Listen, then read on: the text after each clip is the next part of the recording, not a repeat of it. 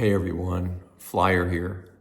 I wanted to make a second follow-up video to my first one to kind of overview foods, a few hacks, my routine when I'd get into camp and so forth. And hopefully this is helpful.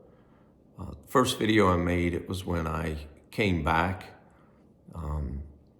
I started out on the trail at 183 pounds and came back weighing 163. So I lost 20 pounds on the trail.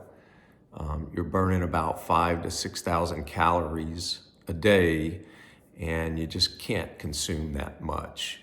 So whereas you will build up your lower body, your trail legs, you'll get to a point where you can climb mountains while you're breathing easily and so forth. Your upper body just starts to lose some of the strength. And but the good thing is you can build that back when you get home.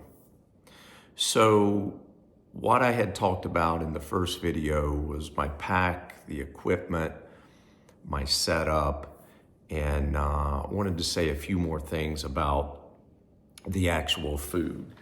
So as I had mentioned before, I carried this, it's an Osprey bag. It was a 20-liter food bag. Again, you really don't see any bear cans. Some people will carry it, but it's mainly these type of things that you'll carry your food in, and then you'll do a PCT hang. You'll have bear cables. I've heard that a lot more shelter areas have bear boxes, which is great. So you want to utilize all those as opposed to sleeping with your bag in the tent, if at all possible. So part of my food bag would, I carried this 750-liter totes, as I had mentioned, with the deluxe burner, the canister, and the lighter in this can, and this went in my food bag, as did a titanium spork. So that's what I carried with my food bag. Now, we would go into a trail town every 3 to 4 days and resupply, which was nice. So we weren't carrying food beyond just a 4-day supply. It kept our pack a little bit lighter. And then we would get into a trail town, check into the hostel, take showers, wash our clothes. Most hostels will run you into town to do a food run or go to a restaurant. You'll have time to do the things you need before you head out the next day. And honestly, getting yourself clean, getting a food resupply, washing your clothes, it really does mentally set you up for the next leg of the journey. And so when you break up the 2,200 miles in these 3 to 4 day spans, it really makes it doable in some good ways. So food-wise, when we started out, or when I started out on the AT, the friends that I would be with that I had met on the trail, and you want to try to meet some friends, because you'll get into some places where it's not really sketchy about other people, but you'll have some terrain that it's good to have a hiking buddy, because it can get kind of sketchy at times, safety-wise and so forth, and just for the social interaction. So you'll hike miles by yourself, and then you'll hike miles with someone or in a group to talk and so forth. And you've got plenty of time to really break all that up and experience all of it. So halfway through the trail, we really dialed in the kind of food that we were used to, what we wanted. We could go into a grocery store and come out of there in less than 30 minutes with everything we needed for the next 3 or 4 days. But in the beginning, you're trying to figure out what you like, what you don't. So when I first started out, I had this idea that I had to consume 4,500 calories a day, and I had laid all of this out in Ziploc bags and was carrying, I think, 6 days of food. When I left Amicola Falls, that's where I started on February 28th. And frankly, I didn't eat half of it. And it was a lot of weight to carry. So really started to dial that in. My food setup was this. For breakfast, I would have 2 packs of the high protein oatmeal, and they were about 240 calories a piece. It was either Quaker or Kodiak. Those were the 2 brands that had the high protein oatmeal. So I'd have 2 packs of that in the morning, boil my water, have that. And I'd also eat a power bar. And so in my pack, I went back and looked at the video. I had mentioned that in the front right hip belt, I had the Sawyer squeeze. Well, in the front left hip belt is where I would put my power bars for that day. Lunch, I would have either 2 Crustables. We got to a point where that's kind of all we were eating for lunch. 2 Crustables. I would have a Ziploc bag full of Frito corn chips. And Fritos are high calorie. They taste great. You can actually light a Frito and start a fire with it, but we never did that, okay? And a power bar.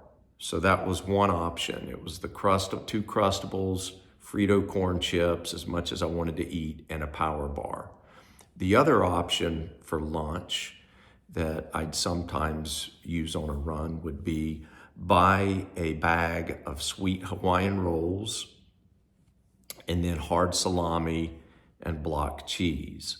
And so I'd get that when I was in a hostel, and that night I'd cut open all the Hawaiian sweet rolls. I'd put a slice of salami, a slice of cheese, press these together, stack 6 on 6, and then put that in a half-gallon Ziploc bag. Half-gallon Ziploc bags really ended up being the thing to go and what we use most of. So I'd put all of those in a Ziploc bag, and when I would get lunch for a particular day, I'd eat 3 of those, corn chips and a power bar, and I was good to go. The third option for lunch that I would go with would be, actually there's a fourth, and I didn't put it on here, would be put tuna packets, and you can either get the ones that are a little bit bigger with 160 calories, or 2 of the smaller 80 calorie ones. And they're not much, they're only about $1.50 or $2. And I would put that on soft taco wraps, the round wraps. I'd get the smaller one. So I'd have a couple of those for lunch with corn chips and a power bar. Peanut butter was also a really good option. And I'd look for, I got the Jif, the real, maybe it was Jif. Yeah, it was Jif. It was the big peanut butter bag. That would last a while, and it was kind of too heavy. The best setup would be Skippy makes these smaller bags of peanut butter, which are great to either put on that soft taco or just have it in your hip belt, squeeze some out as you're walking, really convenient. So those are the three options. And the fourth would be peanut butter and jelly sandwiches. And I'd make up, for a 3-day run, I'd make up either 5 peanut butter and jelly sandwiches or something like that. Dinner would be a couple options, really. I'd love to get the freeze-dried meals, and so it cost a little bit more. I would like Peak Meals. You'll go into REI and some other outfitters that have a number of choices. I'd go for the ones that had high protein count, like 42 to 48 grams of protein, and high calorie. Those were great at the end of the night to make a meal, a freeze-dried meal, and then I'd have a power bar and maybe some more corn chips, okay? And we'd break up the chips depending on what we got tired of and so forth. The other option would be ramen noodles. And so I'd get 2 packs of the ramen noodles. I'd put that, I'd use a peak, let's just say a peak freeze-dried meal for the other night. It's the aluminum bag that you pour the hot water in, and it cooks it and makes it in that particular bag. Well, after I had finished one, I would save the bag, and so then I'd put the ramen noodles in there maybe on the following night, 2 packs of ramen noodles with a pack of chicken, a chicken packet, and that would make a great meal. So for a 4-day run, I may have 3 nights of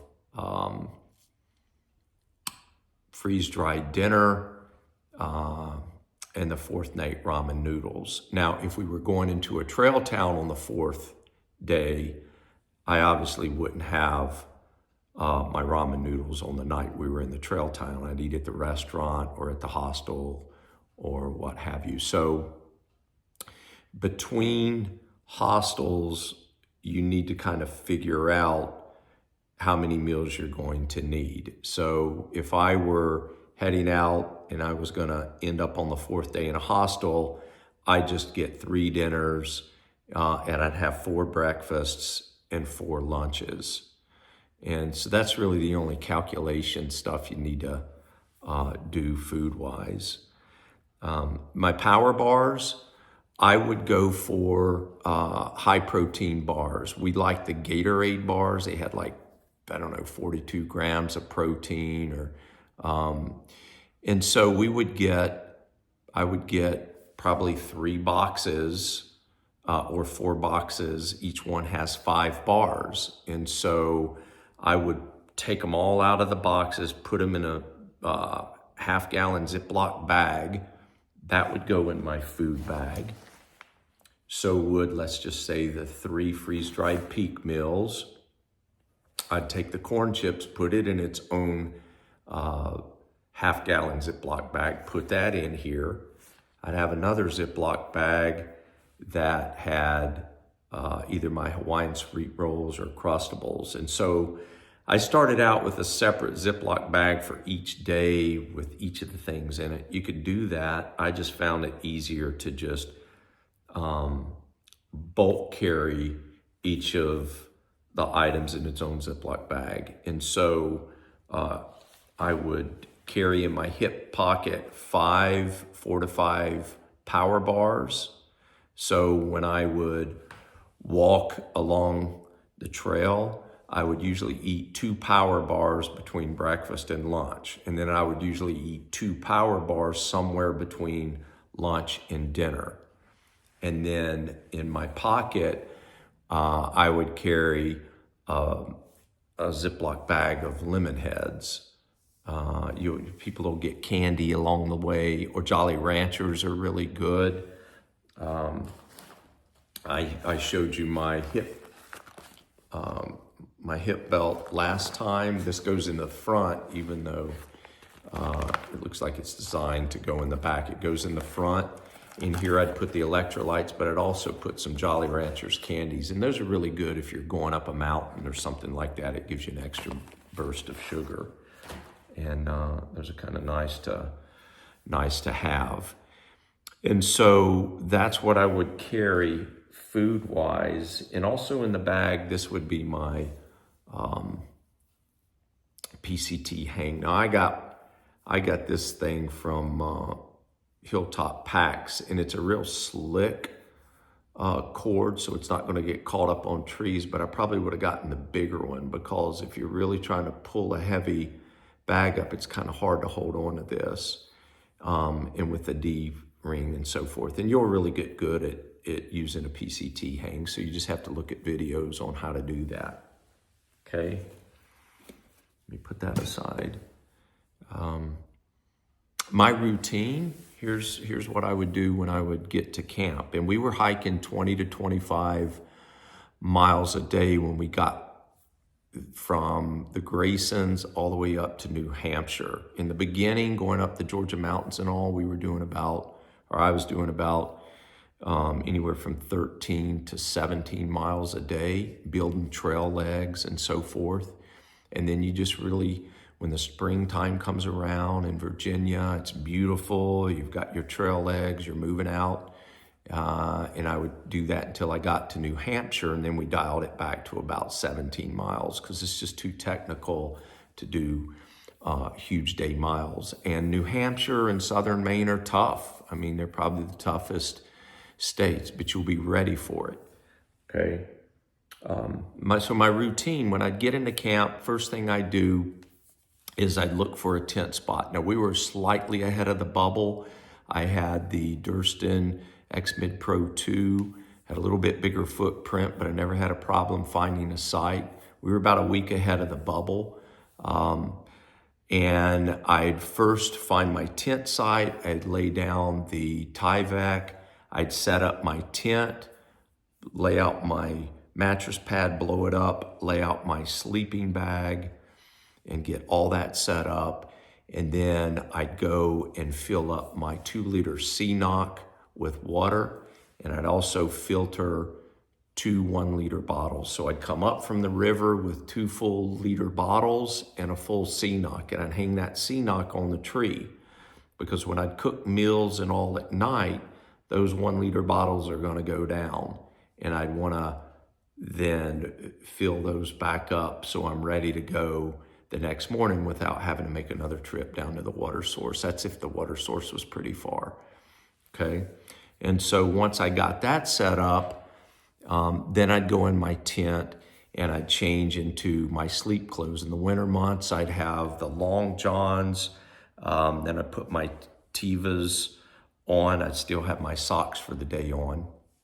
And then I'd go out and make dinner. In the summer months, I would give myself a sponge bath. So I took a 1/2-liter Ziploc bag. I'd put some water in it. I'd close up my tent. I'd get out of my clothes, all sweaty. Some of the days you're going to be really sweaty, okay? And I had it's not a washcloth, but it's a little personal towel. You'll see where you can buy those. And I would put water and Dr. Brenner soap in there, and I'd give myself a sponge bath from head to toe. Okay, just wring it out in the Ziploc bag. It's got the bottom where it expands out, so it's sitting in your tent. Just take your time, get all clean, put my new underwear, shorts on,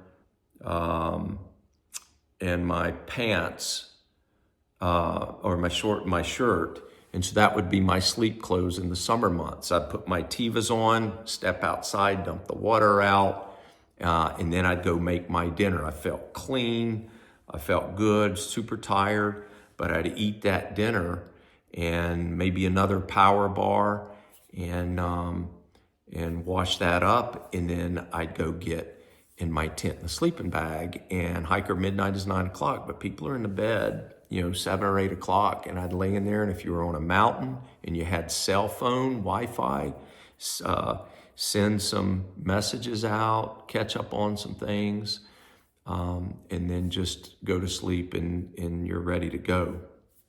And that was always nice. So, the other thing that I forgot to mention on the trail, I also had the headlamp, and I kept that charged, and that was also in a little area, a little private zip place on the side pocket over here. And so when I would get in my tent for bed at night, I'd have this laying beside my sleeping bag. I'd have my phone and my quiet alarm on for like 5:30. And then I would have, and you want to have, for guys, you want to have a pee bottle. And that is a great thing, especially if it's cold outside or you didn't want to get out of your tent. Another thing, in emergency, use a 1/2-gallon Ziploc bag, but have it a dedicated bag and set it outside of your tent. Because those are going to come in handy. Let me just say that. The other thing that I had a much bigger extendable sit pad. This would go great under my thermarest because it kept you from sliding around. The other, and then you could sit on it if you've got wet rocks or logs and you're stopping to eat your lunch. It's just a really nice, handy thing to have.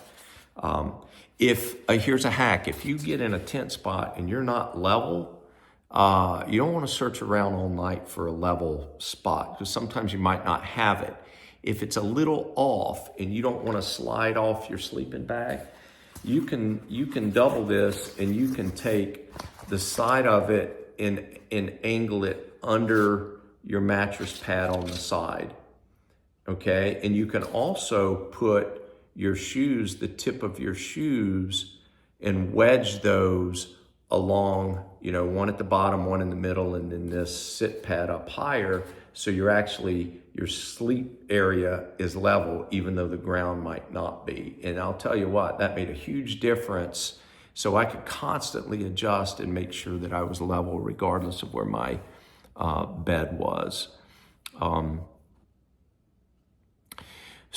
And use your poles. Our poles were probably the best piece of equipment we had on the trail. There were some people I saw out there without poles. I honestly don't know how they did it when they got up on certain parts of the trail. But these poles are your confidence. I mean, you will find that you go over riverbeds and rock paths and muddy areas where you're moving at a good clip and you come up on a muddy part of the trail and you don't even slow down. I mean, you will be conditioned where you use these poles and you can put your foot on either a rock or a stump and keep moving. In a microsecond, it's almost like you can see exactly where you need to go. It's really a cool thing that you'll notice, especially when you get up along the trail. And a couple little sayings that we had. One was, when in doubt, look about. If you feel like, if you're stuck on a trail and you don't know if that's the right path, just stop and look around. There's times that I would be on a trail and I would take this because I thought the trail went over this crazy log or rock formation, and I'd look to the right and my buddy Tuck or 54 Cold or Night Owl, they were going, and I thought, holy cow, did I not see that? And they'd laugh about it. And then I learned to always look about. And if the white blaze is gone, you've done something wrong. Okay, so there's times where we would have to get on the Far Out app and it would show that we may have been off the trail a little bit. You can readjust and course correct. No big deal, pretty easy to do. Well, I see I'm at 23 minutes, didn't want to make a long video. Again, I'm not a professional videographer, just wanted to put information out there. And I'm really excited for you guys. I'm seeing the Facebook page pop up with the 2026 hikers. You're gonna love it. You don't need to have done months ahead of time to prepare. Honestly, I do yoga a lot, and I've hiked around my metro parks. Now this is I'm probably an outlier here, but the first time I put my full pack on with all my food was when I took it out of the back of the car in Amicalola Falls and walked under the arches. And you think, oh my God, you weren't hiking for 10 miles a day, 15 miles a day for months ahead of time? No. I knew I wasn't gonna quit. I knew I was in shape, and I thought if I'm gonna hike these miles, I might as well make them count. I just know that about me. And so hiking all those miles ahead of time, it just would have made those Georgia mountains a little bit easier. But I still looked at those initial few weeks as my training weeks. And so it's more of a mindset. It's physical, yes, but you have to think about what you're doing. And I'm telling you, it is the most wonderful experience in the world. I was just texting my buddies today, just not an hour ago. And we're staying in touch, and you're gonna feel like you really did something and something nobody can ever take from you. You will see 14 states and meet fantastic people and have an amazing experience. And I wish you guys all the best and can't wait to read about the reviews and follow many of you along the trail when you go. So all the best, and I'm Flyer.